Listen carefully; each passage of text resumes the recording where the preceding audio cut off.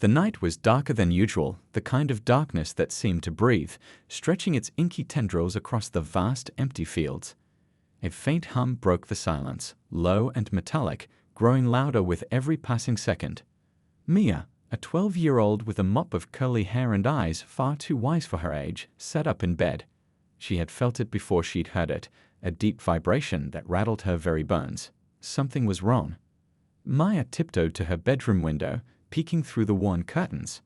Outside, the stars seemed dimmer, as if shying away from the scene unfolding below. A strange light, cold and otherworldly, illuminated the edges of the forest behind her small suburban neighborhood. Her hands gripped the windowsill tighter. This wasn't normal. In the room next door, her younger brother, Danny, snored softly. At only 6, Danny was everything to Mia. Since their parents' disappearance last year, she'd taken on the role of protector, filling their home with bedtime stories and makeshift dinners. She couldn't explain it, but tonight, every nerve in her body screamed at her to keep Danny safe. A sharp, shrill sound, like the screech of tearing metal, cut through the air, and Mia flinched. Her heart raced as she stepped back from the window, breathing hard. She grabbed the flashlight from her desk, its cool metal handle reassuring in her palm. If something was out there, she had to know. In the distance, the forest's edge glowed eerily. She didn't know it yet, but this was no meteor crash, no bizarre weather event.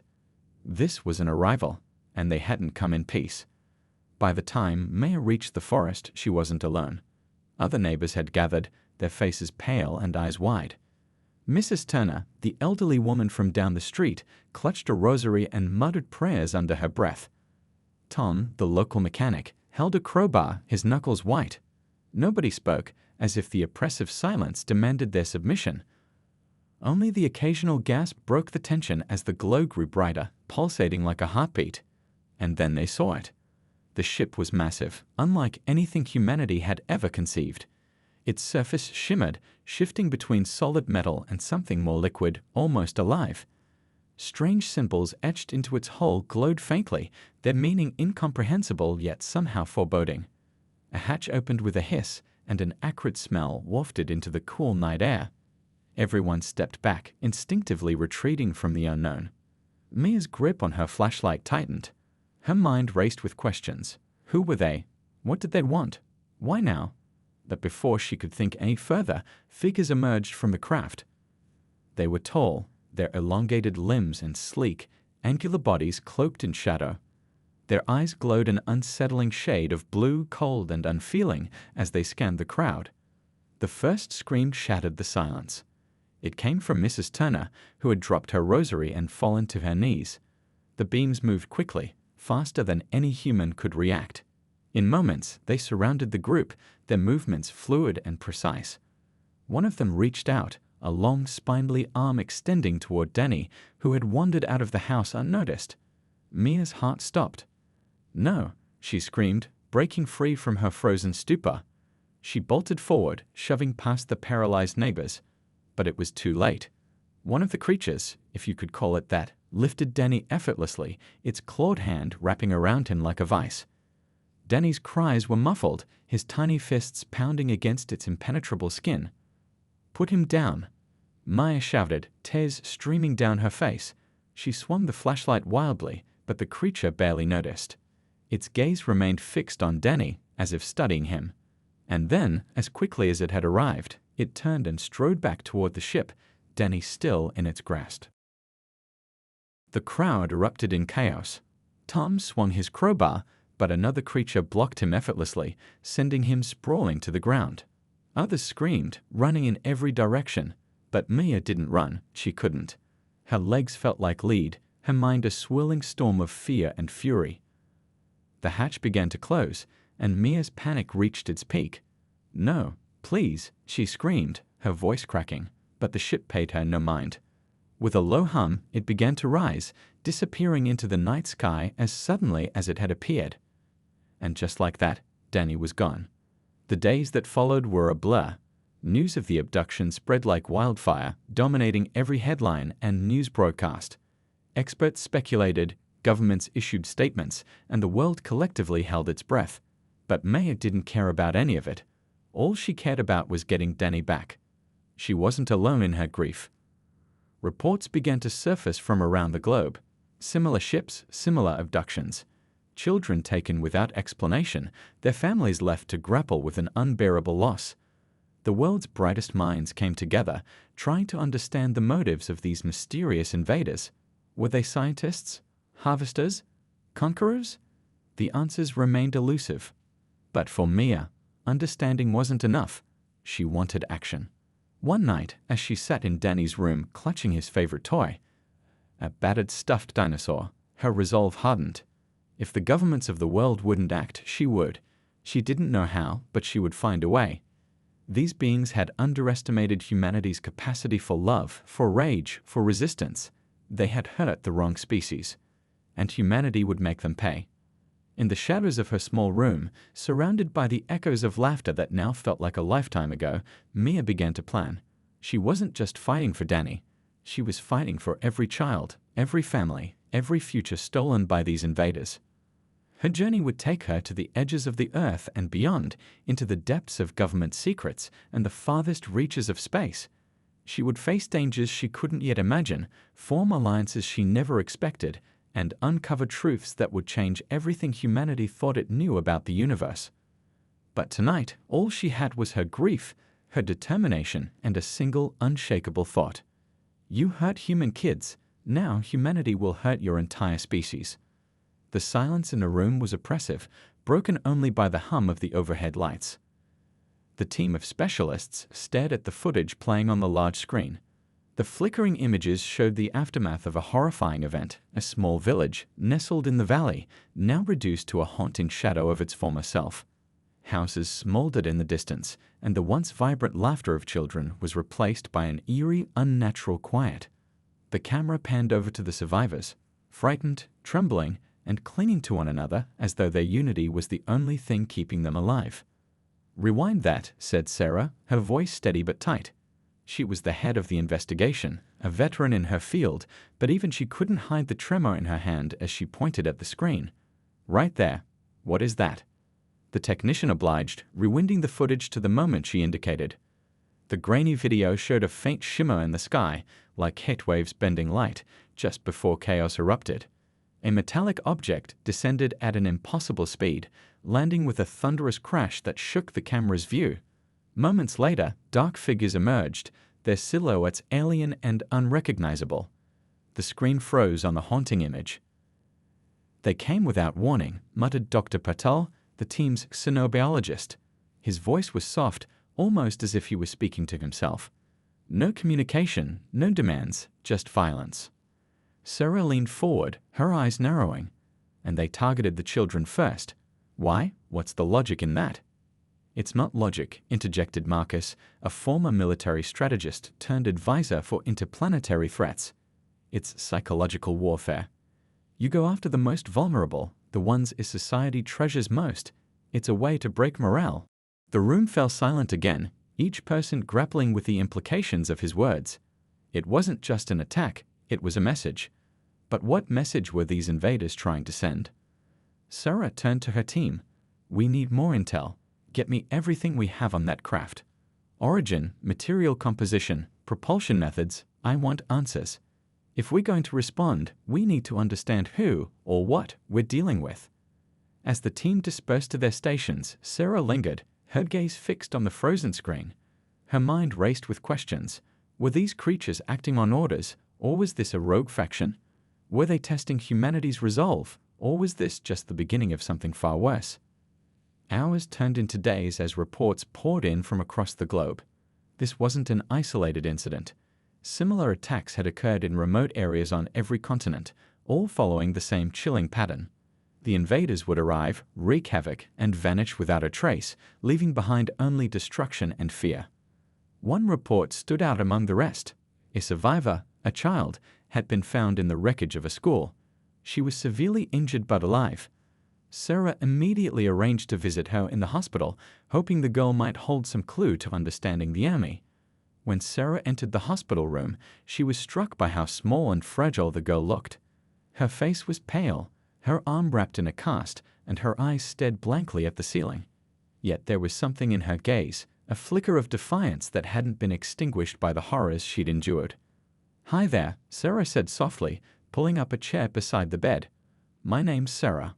I'm here to help. Can I ask you some questions?" The girl didn't respond at first.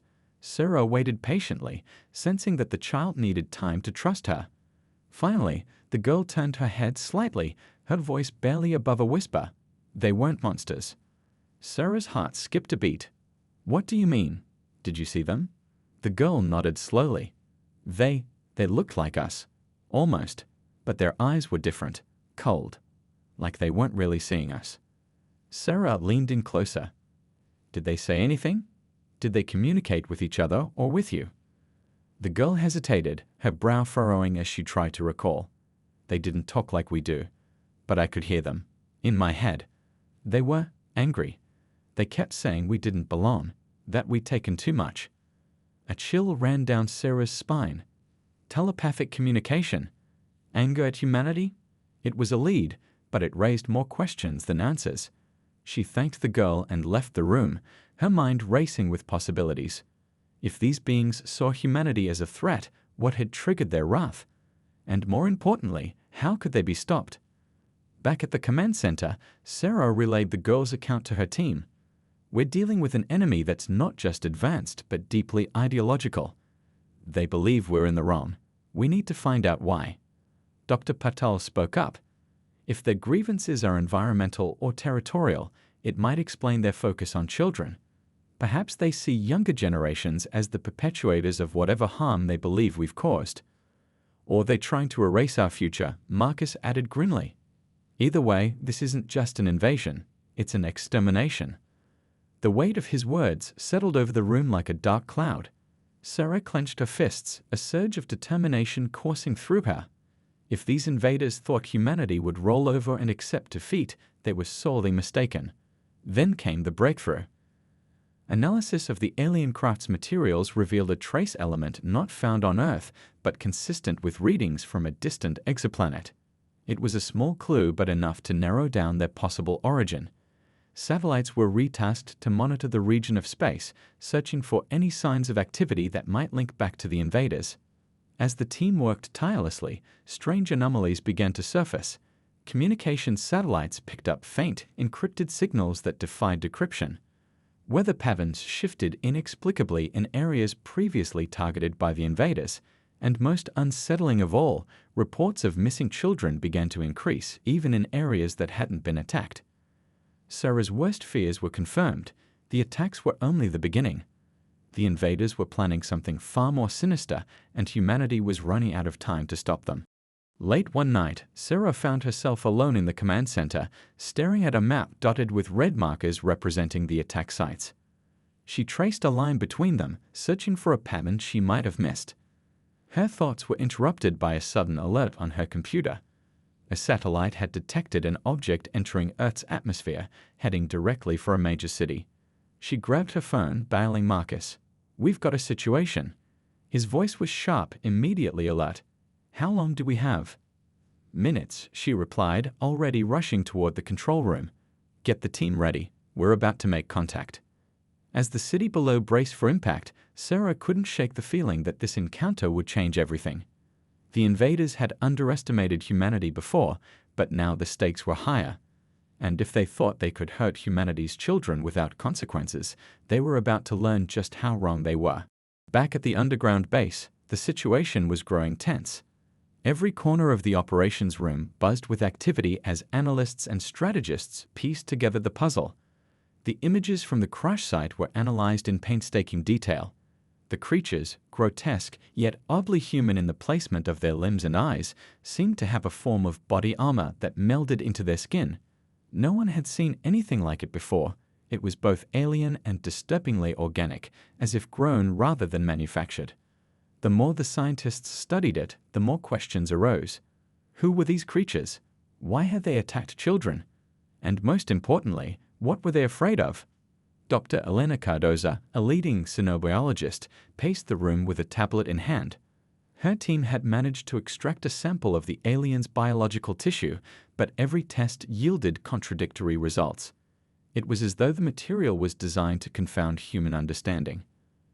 This isn't just biology, she muttered to herself. It's strategy. These creatures weren't just born, they were engineered. Across the room, Commander Mason reviewed the latest reconnaissance footage. Drones had been dispatched to follow the trail left by the alien escape pods. They had landed in a remote forested area outside the city, far from prying human eyes. Yet the drones couldn't get close enough. Each time they approached, their signals were jammed and the feeds went black. Whatever these creatures were, they had advanced technology designed to counter human surveillance. "Commander," an analyst called out, breaking Mason's train of thought. "We've intercepted a transmission. It's not in any language we recognize, but it's definitely coming from the alien site." "Play it," Mason ordered. The room fell silent as the audio crackled to life. The sound was unsettling. A series of clicks, guttural tones, and high-pitched whines that sent shivers down spines. But beneath the alien sounds, there was something else. A rhythm, a pattern. It wasn't just noise, it was a message. "It's a distress signal," Elena realized, her voice cutting through the heavy atmosphere. "They're calling for reinforcements." The weight of her words hung in the air. If reinforcements arrived, humanity's chances of survival could plummet. Mason clenched his fists. "We need to strike before they get here, but we can't rush this. We need to know what we're dealing with." Meanwhile, deep within the forest, the aliens were regrouping. Their leader, a towering figure with an aura of command, barked orders in their guttural language. Despite their advanced technology, they seemed almost feral in their movements, driven by primal instincts. Yet there was a clear purpose to their actions. They were building something, a beacon, pulsing with an eerie, otherworldly light. The children had been taken to the heart of their camp, where they were kept in containment pods. The aliens didn't harm them further, but appeared to be studying them, as if trying to understand something vital. One of the children, a brave 12-year-old named Mia, refused to cower. She observed everything, her sharp mind piecing together details the aliens likely thought were insignificant. She noticed how they reacted to certain stimuli, their hesitations, their vulnerabilities. Mia's father had been a military strategist, and though she was just a kid, she had inherited his knack for analysis. She began whispering to the other children, rallying them, giving them hope. Back at the base, Elena and her team made a breakthrough. Using advanced decryption software, they managed to translate fragments of the intercepted alien transmission. The message spoke of fear, not just of humanity's weapons, but of something deeper. "They see us as unpredictable," Elena explained to the gathered team. "They can't comprehend how we're capable of such extremes, compassion and brutality, innovation and destruction. It terrifies them. They see our children as the embodiment of that potential." Mason frowned. "So, what? They're trying to study us to find a way to control us. Or eliminate us," Elena replied grimly. As night fell, the team prepared for an extraction mission. Time was running out. The beacon the aliens were constructing was nearing completion, and the distress signal was growing stronger. A strike team, led by Mason, would infiltrate the alien camp to rescue the children and gather intelligence. It was a dangerous mission, but failure wasn't an option. Mia, meanwhile, had managed to tamper with her containment pod. Using a hairpin she had hidden in her shoe, she disrupted the locking mechanism. She waited for the right moment, knowing she couldn't escape alone. The other children were counting on her. She watched as the aliens moved about their camp, noting the patterns in their patrols. Despite their advanced technology, they seemed to rely heavily on routine, a weakness she intended to exploit.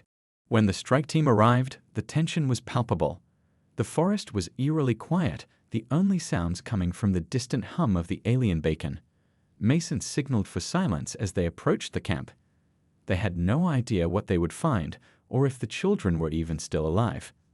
But as they drew closer, they saw the glowing containment pods and the figures inside. Relief washed over them, but it was short-lived. The aliens were everywhere, their strange, fluid movements making them difficult to track. Mason's team moved with precision, using advanced stealth technology to remain undetected. They reached the edge of the camp and set up a perimeter. Elena, who had insisted on joining the mission, worked quickly to disable the pod's locking mechanisms. But as they freed the first child, an alarm blared. The aliens reacted instantly, their guttural cries echoing through the forest. chaos erupted. Mason's team engaged the aliens, their weapons barely holding the creatures at bay. Maya seized the opportunity. She led the other children in a daring escape, using the confusion to slip past their captors. But the beacon's light grew brighter, pulsing with a frequency that made the ground tremble. Whatever signal it was sending, it was close to reaching its destination. "We have to destroy that beacon," Mason shouted over the comms. "Elena, can you do it?" "I'll try," she replied, already moving toward the device. But as she approached, an alien stepped into her path. It was the leader, its towering form radiating an almost palpable sense of menace. Elena froze, her mind racing. The creature didn't attack immediately. Instead, it tilted its head as if studying her. For a brief moment, there was a flicker of something in its eyes, curiosity, perhaps even recognition. But the moment passed, and the creature lunged. Mason intervened, tackling the alien with a force that sent them both crashing to the ground. "Go!" he shouted at Elena. She hesitated but then sprinted toward the beacon. The rest of the team covered her, holding off the aliens as she worked frantically to dismantle the device. In the midst of the chaos, Mia and the other children reached the edge of the forest. But as they looked back, they saw the beacon's light intensify. It was too late to stop the signal from being sent. A low, resonant hum filled the air, followed by a deafening silence. And then, from the sky, came a response. A massive shadow loomed overhead, blocking out the stars. The reinforcements had arrived.